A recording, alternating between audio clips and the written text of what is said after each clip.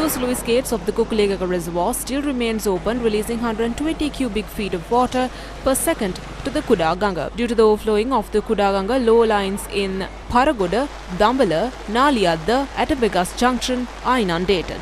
Vehicular movement along the Atabegas Junction in Dambala along the Bulat Singhala Molkava Road and Naliyadda were hampered as the areas were inundated.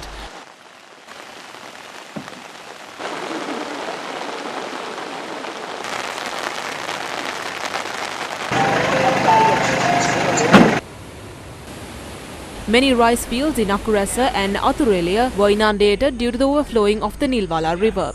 News First correspondents noted around 500 acres of rice fields that were nearing the harvest were being destroyed by flood waters.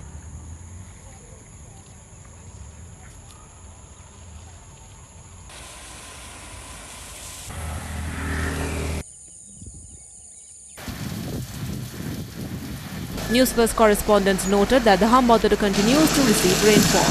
The fishing community is advised by the Maritime Rescue Coordination Centre and Navy to refrain from setting to sea.